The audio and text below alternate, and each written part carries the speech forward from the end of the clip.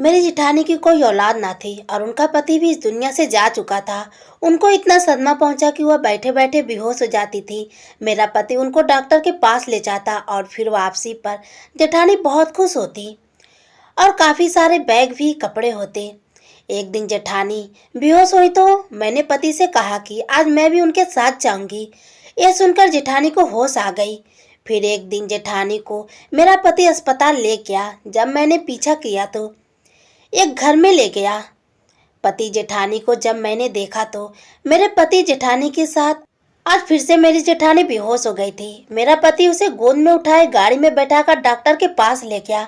सदमा ही कुछ ऐसा था, मेरे जेठ का कुछ दिन पहले ही इंतकाल हुआ था। मेरे जेठानी को बार बार दौरे पड़ने लगे थे। मेरे जेठ जेठानी में बहुत मोहब्बत थी। मैंने आज तक कभी उन्हें लड़ते झगड़ते नहीं देखा था। जेठ के अचानक से हार्ट फेल होने की वजह से मौत हुई थी। 4 दिन से मेरी जेठानी ने एक निवाला भी नहीं खाया था। मैंने जबरदस्ती उन्हें कभी दूध पिलाने या कभी कुछ खिलाने पिलाने की कोशिश करती रहती थी, लेकिन वो साफ मना कर देती थी। एक अजीब बात यह थी कि वो किसी के हाथ से खाना ना खाती, लेकिन जब मेरा पति उन्हें अपने हाथ से खाना खिलाता तो वो खाने लगती। मैं और मेरा पति जेठानी का बहुत ख्याल रखते थे। एक तो वो बे औलाद थी, उस पर अब पति का गम भी। मुझे उसकी हालत पर बहुत अफसोस होता, लेकिन ना जाने क्यों जब से मेरे जेठ का इंतकाल हुआ था वो रोज ही चक्कर खाकर गिर जाती थी। मेरे मियाँ उन्हें डॉक्टर के पास ले जाते। मुझे तो बहुत परेशानी सी होने लगी थी। एक तो मेरी जेठानी किसी काम को हाथ भी ना लगाती, सारा काम मैं ही करती थी। फिर मेरे दोनों बच्चे भी छोटे थे, उन्हीं से मुझे फुर्सत ना मिलती थी। उस पर अब ये आफत टूट पड़ी थी कि जेठानी आए दिन बेहोश हो जाती थी। एक बात जो मुझे बहुत परेशान करने लगी थी वो ये थी कि मेरी जेठानी मेरे मियाँ से पर्दा ना करती थी। हालांकि उनका मायका भी ठीक ठाक पैसे वाला था, लेकिन वो अपने मायके भी नहीं गई थी। कहने लगी कि मुझे अब हमेशा अपने इसी घर में रहना है। जबकि वो जवान भी थी, चाहती तो दूसरी शादी भी कर सकती थी, लेकिन कहने लगी कि वो मेरे जेठ जमाल के नाम पर ही जिंदगी गुजारेंगी। पहली बार तो मैंने यही सोचा कि वो सदमे में है, जैसे जैसे वक्त गुजरता गया वो ठीक हो जाएंगी, लेकिन अब तो महीना गुजर गया था। अब मेरी जेठानी की हरकतें मुझे कुछ अजीब लगने लगी थी। वो पूरा दिन कमरे में बंद रहती, खाना नाश्ता मैं उन्हीं के कमरे में देकर आती। कई मोहल्ले की औरत उनसे मिलने आती तो वो कमरे से नहीं निकलती और मिलने से इनकार कर देती थी। मुझे जमाल की बात करके दुख होता है। अब यह भी नहीं था कि वो हर वक्त रोती रहती थी, पूरा दिन नॉर्मल ही रहती थी, लेकिन जैसे ही मेरा पति घर में दाखिल होता वो कमरे से बाहर आ जाती और मेरे पति से लिपट कर रोने लग जाती। कहने लगती कि तुम्हारा भाई मुझे क्यों अकेला छोड़ दिया, मैं अब किसके सहारे जीऊंगी। मुझे ना जाने क्यों अब जेठानी की बात बुरी लगने लगी थी। अगर उन्हें इतना ही गम था तो वो मेरे गले लगकर रो लेती, अपना जी हल्का कर सकती थी। ये कौन सा गम था जो मेरे पति को गले लगाकर ही कम होता था। पूरा दिन तो वो भली चंगी रहती थी। मेरा पति पूरा दिन भूखा प्यासा थका घर लौटता तो वो कमरे से निकलकर उसके गले लगकर बिन डालना शुरू कर देती थी। साथ ही चक्कर खा मेरा पति उन्हें गोद में उठाए डॉक्टर के पास ले जाता। जब वापस घर आती तो बिल्कुल ठीक ठाक अपने कमरे में चली जाती थी। ऐसी कौन सी बीमारी थी जो मेरे पति के आते ही ठीक हो जाती थी, और जब जेठानी डॉक्टर से लौट कर आती तो ठीक हो जाती। मेरा पति भी बिना नाक मुंह बनाए अपने भाभी के काम के लिए तैयार हो जाता, और अगर मैं किसी काम के लिए कह देती तो मना कर देता था कि अभी थका हूँ, नहीं जा सकता। तुम्हें मेरा एहसास होना चाहिए, सारी जिम्मेदारियाँ मुझ पर ही आ गई है। मैं चुप हो जाती क्योंकि वो मुझे साफ साफ जवाब दे देते थे। और भाभी भाभी से कुछ ना कहता। मेरी जेठानी जवान थी, मेरे मियाँ की उम्र थी। मेरे जेठ मेरे मियाँ से 6 साल बड़े थे। उनकी शादी के फौरन बाद मेरी सास भी चल बसी थी और ससुर पहले से ही जा चुके थे। घर में बस ये 2 भाई ही रहते थे। मुझे भी पसंद करने मेरी जेठानी आई थी। देखने में मेरी जेठानी बहुत खूबसूरत थी, लेकिन आम शक्ल सूरत की मालिक थी। मेरे पति भी काफी हैंडसम थे। वैसे जेठ मामूली शक्ल सूरत के मालिक थे, लेकिन व्यवहार में बहुत अच्छे थे। 4 साल मेरे ससुराल में बहुत अच्छे से गुजरे थे। मेरे जेठ मेरे साथ बिल्कुल छोटी बहनों की तरह पेश आते थे। मेरी जेठानी से भी अब जनाब से बात करते थे। कभी ऐसा नहीं हुआ था कि मेरी जेठानी ने कोई फरमाइश मेरे जेठ से की हो तो वो पूरा ना किया हो। मेरे पति मुझसे शुरू से ही खींचे खींचे रहते थे। शादी की रात मुझे देखकर ना जाने क्यों मेरे पति का मूड ऑफ हो गया था। मुझे सीधे मुंह बात भी नहीं करते थे, बस हर वक्त मुझ पर गुस्सा करते रहते थे। 2 साल के बाद मेरे 2 बच्चे हो चुके थे। मेरे जेठानी बे औलाद थे, लेकिन अजीब बात यह थी कि उसने कभी भी मेरे बच्चे को पकड़कर प्यार नहीं किया था। वरना एक घर में रहते हुए वो बे औलाद की कमी मेरे बच्चों को प्यार करके पूरा कर सकती थी, लेकिन वो हर वक्त बस खुद पर ही ताजुब देती। मुझसे बहुत प्यार से बात करती थी और वह घर के कामों की सारी जिम्मेदारियां मुझ पर डाल चुकी थी और खुद कभी जिम जाकर अपनी फिटनेस का ख्याल रखती थी तो कभी पार्लर जाकर बस अपने हुस्न को चमकाती रहती थी। मेरे पति मुझसे उखड़े उखड़े रहते थे। मुझे रात को ही तैयार होने की फुर्सत मिलती थी। पूरा दिन मेरी जेठानी मुझे किचन के कामों में उलझाए रखती थी। जब मैं रात को तैयार होती तो अरहम कहते, अब तुम्हारे तैयार होने का क्या फायदा, जब मैं आता हूँ तब तो तुम पसीना से सरोवर होती हो। देखकर ही मेरा मूड खराब हो जाता है। एक तो पहले ही आम शक्ल सूरत की हो, उस पर जब आओ तुम बेहाल नजर आती हो। मेरे आने से पहले अपने सब काम खत्म कर लिया करो। भाभी को देखो, भाई के आने से पहले कैसे खुशबू भरी होती है। उन्हें देखकर ही दिल बाग बाग हो जाता है। मुझे रहम की हर बात की नगरवाही समझ नहीं आती थी। मुझे अरहम की बातों से तकलीफ तो बहुत होती थी, लेकिन मेरा मसला ये था कि मैं खामोशी से दबी सी लड़की थी। मुझे ज़्यादा चालाकियाँ नहीं आती थी। मुझे शादी की पहली रात अरहम ने यही कहा था कि मैं कभी भाभी की कोई बात ना टालूं, कभी उनके साथ बहस ना करूं। मैंने कभी अपनी जेठानी के साथ किसी भी मामले में बहस नहीं की थी। मेरी रंगत साफ सुथरी थी, लेकिन घर की जिम्मेदारियां में लगकर मुझ पर इतनी फुर्सत नहीं मिलती थी कि मैं अपने पति के घर आने से पहले तैयार होकर बैठ जाया करती। बल्कि अक्सर यह होता कि जब भी मेरे पति के आने का वक्त होता, मैं किचन का काम निपटा कर कमरे में जाने लगती तो मेरी जेठानी तैयार होकर अपने कमरे से निकलती और मुझसे कहती कि सीजा, तुमने तो सलाद बनाया ही नहीं। तुम्हें पता है ना अरहम को सलाद कितना पसंद है। चलो पहले सलाद बना लो। कैसी बीवी हो तुम, अपने पति की पसंद नापसंद भी तुम्हें पता नहीं है। मुझे देखो, जमाल के साथ साथ अरहम की पसंद नापसंद का भी मुझे अच्छी तरह पता है। मैं सलाद बनाने लगी। जैसे ही अरहम घर लौटते, मेरी भाभी फौरन से घर का दरवाजा खोलकर मुस्कुराकर अरहम को सलाम करती। अरहम भी मुस्कुराकर जवाब देते, ये भी कहते कि भाभी आज तो आप बहुत अच्छी लग रही हैं। थोड़ा बहुत मेकअप करने की तमीज सीजा को भी सिखा दे। जब भी मैं घर आता हूँ तो किचन में ही नजर आती है। थोड़ा सा भी इसके करीब होकर बात करो तो अदरक लहसुन और पसीने की बू से मेरा जी मचलने लगता है।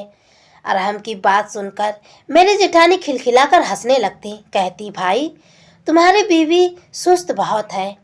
पूरा दिन घर के काम भी उससे खत्म नहीं होता। मैं तुम्हारे भाई के आने से पहले सब काम निपटा कर देखो कैसे फ्रेश हो जाती हूँ। लेकिन मुझे यह बात समझ नहीं आती थी कि ये रूप रंग ओ सिर्फ अरहम को ही क्यों दिखाती थी। जब मेरे जेठ अपने काम से थके हारे आते तो तभी वह आंगन में अरहम के साथ बातों में मसरूफ रहती। बाहर की डोल बेल बजती तो मुझसे कहती कि सीजा, दरवाजा खोलो, तुम्हारे भाई आए होंगे।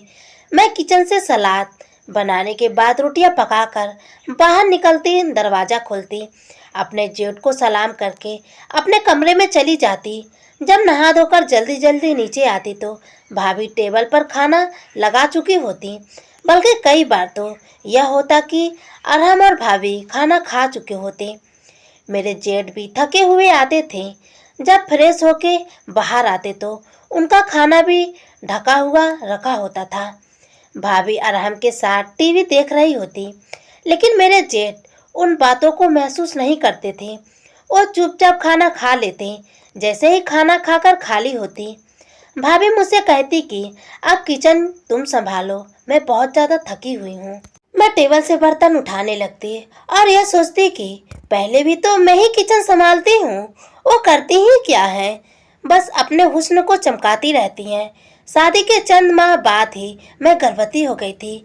आराम का रवैया भी मुझसे बहुत बेहतर हो गया था। जब मेरा पहला बेटा हुआ तो आराम के साथ साथ मेरे जेठ भी बहुत खुश हुए थे। उन्हें बच्चों की बहुत ख्वाहिश थी। वो जब भी घर लौटते मेरे बेटे को पकड़ लेते, उससे बहुत प्यार करने लगते।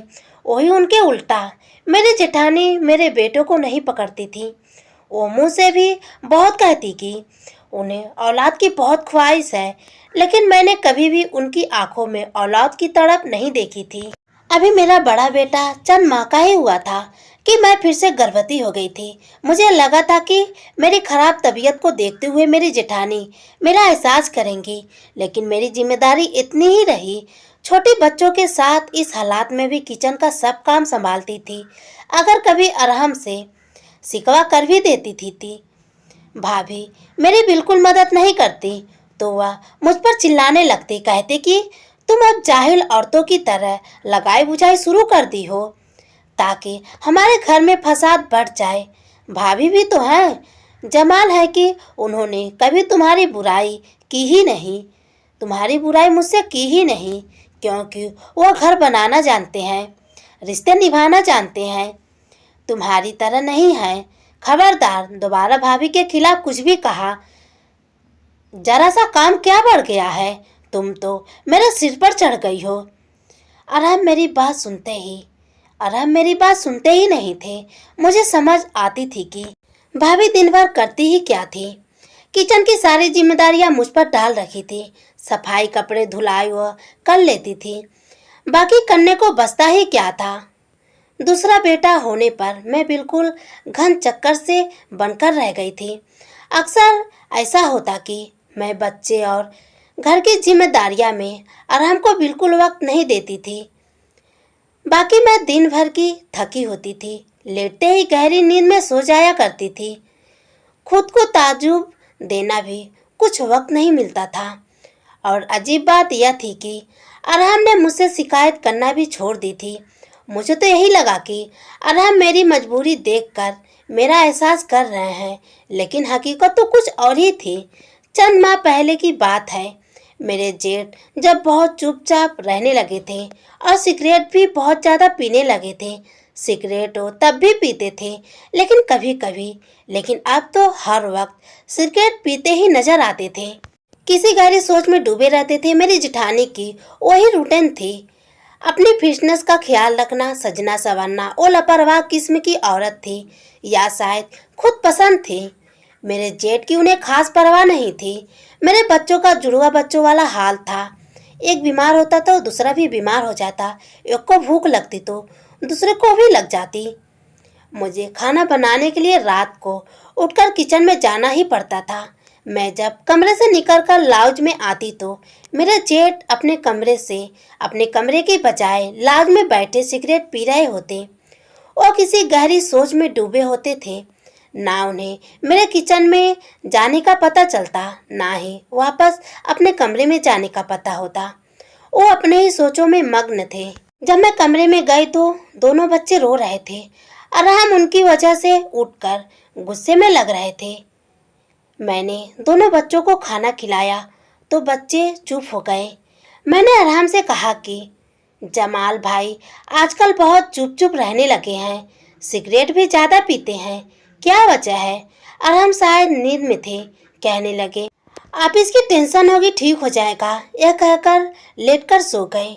लेकिन जमाल भाई ठीक होने के बजाय अपने गम में अपने सीने में छुपाए दुनिया से रुखसत हो गए थे।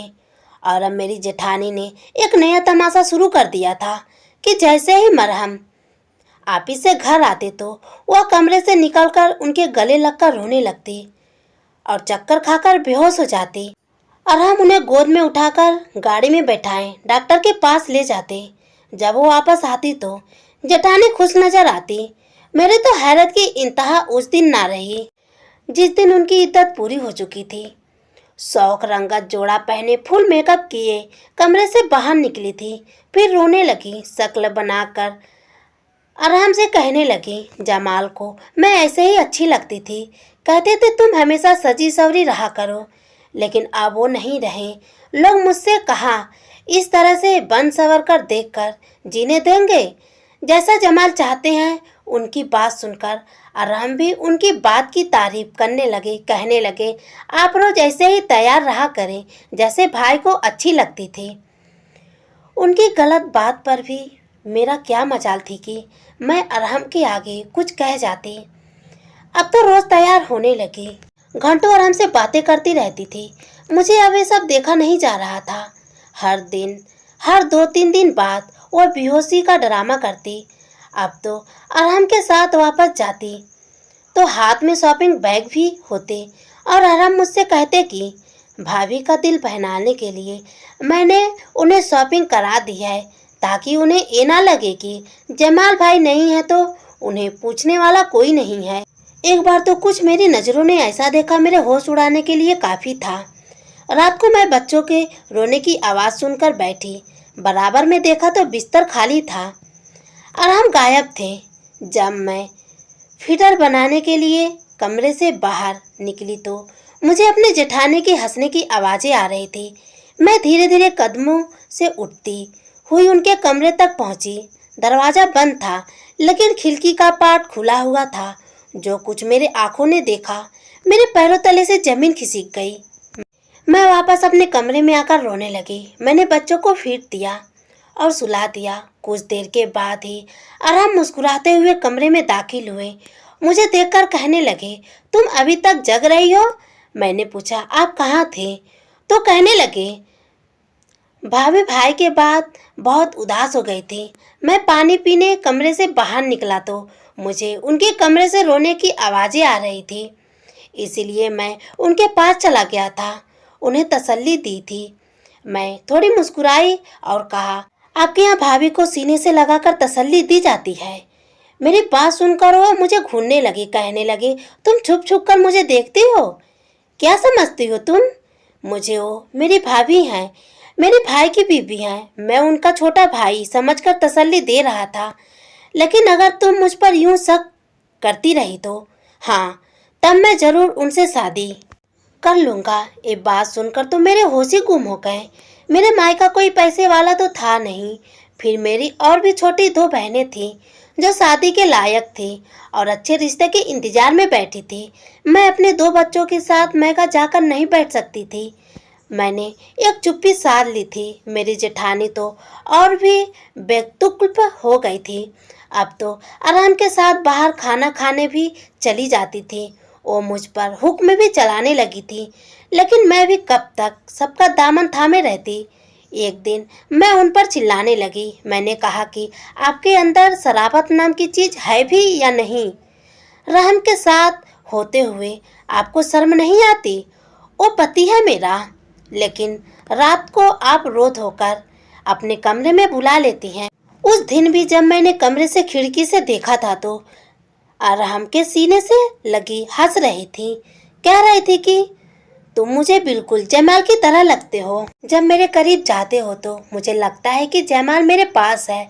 प्लीज अरहम, मेरे पास से उठकर मत जाओ। और अरहम उसका सर सहला रहा था। कहने लगा, आप क्यों हर वक्त भाई को याद करती रहती हैं? इस तरह तो बीमार पड़ जाएंगी। मैं एक औरत होने के नाते कैसे सब बर्दाश्त कर सकती थी। जिस कुर्बत और मोहब्बत पर मेरा हक है वो अरहम की भाभी आंसू बहाकर हासिल कर लेती हैं। मेरी बात सुनकर ठहाके लगाकर हंसने लगी। कहने लगी, जाकर पहले अपनी शक्ल आईने में देखो और फिर रहम को देखो। तुम उनके साथ कहाँ जचते हो? तुम उसकी बीवी कम और नौकरानी ज़्यादा लगती हो। मुझे उनकी बात सुनकर अफसोस हुआ। मैंने कहा, तो फिर आपने मुझे अपने देवर के लिए क्यों पसंद किया? उनके लिए किसी खूबसूरत लड़की का इंतजाम क्यों नहीं किया? इंसान देखने में जैसे भी हो, लेकिन नाइंसाफी बर्दाश्त नहीं कर सकता। मुझसे यह बात बर्दाश्त नहीं हुई थी। वो इस बात पर भी हंसने लगी, कहने लगी कि मैंने जानबूझकर तुम्हें आराम के लिए पसंद किया था। मैं जानती थी कि तुम आराम के हिसाब से अच्छी नहीं हो। असल में मुझे आराम के लिए तुम जैसी आम शक्ल सूरत की लड़की चाहिए थी, ताकि वो तुम्हारे बजाय मुझे देखने पर ताबूज दे, मेरी तारीफ करे, क्योंकि मेरे साथ भी ऐसा ही हुआ था। मैं बेमिसाल हुस्न की मालिक थी, लेकिन मेरी वालिदान ने जमाल के सिर्फ शरीफत देखकर एक मामूली शक्ल सूरत वाले शख्स से मेरी शादी करवा दी थी। मैं जब विदा होकर इस घर में आई तो पहली ही बार मैंने अरहम को देखा था। वो अपने भाई से बिल्कुल अलग था। पहले नज़र में अरहम पर मैंने दिल हार बैठी थी। जमाल के कमरे में दुल्हन बनी बैठी थी, लेकिन मेरी जहान में बस एक ही शख्स था और वो था अरहम। जमाल मेरे हुस्न की तारीफ बहुत करते थे, लेकिन मुझे कभी उनकी जुबान से अपनी तारीफ अच्छी नहीं लगती थी। मैं तो रोज़ अरहम के लिए सस्ती संवरती थी। वो मुझे भाभी समझता था, इज्जत भी करता था, लेकिन एक ही तकलीफ होती थी, मुझे अरहम से वो मुझसे दूर दूर रहता था, मुझे देखता नहीं था। शायद इसलिए कि मैं उसकी भाई की बीवी थी, लेकिन अरहम की ये आदत मेरी जान जलाकर रख देती थी। मेरी सास बीमार रहती थी, उसे मेरी खिदमत की ज़रूरत थी, लेकिन मुझे ना पति की परवाह थी ना बीमार सास की। मैं हुस्न की मालकिन हूँ, मुझे हसीन मर्द चाहिए था और अरहम मेरे मयार पर पूरा उतारा था। जमाल को बच्चे अच्छे लगते थे, लेकिन मुझे अपनी फिटनेस प्यारी थी। मैं कोई बाज नहीं हूँ, ना ही जमाल में कोई ऐसा कमी था। मैंने खुद ही बच्चों को झंझट नहीं पाला, क्योंकि मैं जमाल से दूर रहने के और आराम से करीब होने के बहाने ढूंढती थी। अपने सास के इंतकाल के बाद मैं आराम से बातें करने लगी, उसके साथ वक्त गुजारने लगी। जमाल को यही लगता था कि मैं आराम का ख्याल रख रही हूँ, ताकि उसे माँ का कमी महसूस ना हो। जब भी आराम ऑफिस से वापस आता, मैं तैयार होकर उसके सामने आती। फिर मैं आराम से खुद पूछती कि मैं कैसी लग रही हूँ, क्योंकि मैं चाहती थी कि वो मुझे देखे, वो मुझे देखकर मेरा तारीफ कर दे, तो मैं हवा में उड़ती फिरती। अगर अरहम की बीवी मुझसे ज़्यादा हसीन होती तो वो उसी में खो जाता और मुझसे बर्दाश्त नहीं होता। तुमसे शादी के बाद उसने मुझसे शिकवा किया था कि मैंने तुम्हें उसके लिए क्यों पसंद किया। कहने लगा कि भाभी, कोई आपने जैसी लड़की ढूंढ लाती। यह सुनकर तो मेरा दिल ही झूम उठा। तुम्हें मैं हर वक्त इसलिए किचन में उलझा कर रखती थी, ताकि तुम कभी भी अरहम के दिल में घर ना कर सको। वक्त यूं ही गुजर रहा था, लेकिन जमाल को मुझ पर शक हो गया। उन्होंने मुझसे मुझ पर कुछ नहीं कहा, लेकिन एक गम दिल में लगा लिया। वो मेरी आंखों में रहम की मोहब्बत को देख चुके थे। मैंने उनसे रहम के लिए मोहब्बत का इजहार भी कर चुकी थी। ये भी कह चुकी थी कि वो मुझे बिल्कुल पसंद नहीं है, मैं उनके साथ मजबूरन गुजार रही हूँ। उसके बाद जो जमाल कमरे के बजाय लाउंज में सोने लगे थे, चुप चुप रहने लगे थे। शायद इनसे यह बात बर्दाश्त ना हुई, इसलिए मेरी उनसे जान छूट गई। और अब रहम सारी हमदर्दियाँ मेरे साथ है। वो दिन दूर नहीं है कि अब रहम मुझसे शादी करके तुम्हें धक्के देकर घर से बाहर निकाल देगा। मैं हैरत से फटी फटी आंखों से अपनी जेठानी की गंदी इरादों को सुन रही थी। जब रहम का दरवाजा खुला, देखकर रहम बड़े गुस्से से अंदर दाखिल हुए और एक जोरदार तमाचा मेरी जेठानी के मुंह पर मारकर कहने लगे कि मैं आपको अपनी बड़ी बहन समझता था और आप ऐसी घटिया सोच रखती हैं। मेरे बाप जैसे भाई को आपने मौत के घाट उतार दिया। अभी अभी यहाँ से दफा हो जाए, वरना मैं आपको जान से मार डालूंगा। जिस गुस्से अंदाज से रहम बोल रहे थे, लगता था कि अपनी भाभी की सारी बातें सुन चुके थे। मैं दिल में अपने रब का शुक्र अदा किया, क्योंकि मेरी बात पर तो शायद कभी भी भरोसा ना करते। मेरी जेठानी की सच्चाई अरहम के सामने खुल चुकी थी, इसलिए वह वहाँ से चली गई। अरहम मुझसे नजरें झुकाकर कहने लगे कि मुझे माफ़ कर दो, मैंने तुम्हारे साथ अच्छा नहीं किया। रिश्ते की खूबसूरती इसी में है कि जो भी रिश्ता हमारा अल्लाह ने दूसरे के साथ बनाया है उसे उसी नज़रे से देखा और गुजारा जाए। धन्यवाद दोस्तों।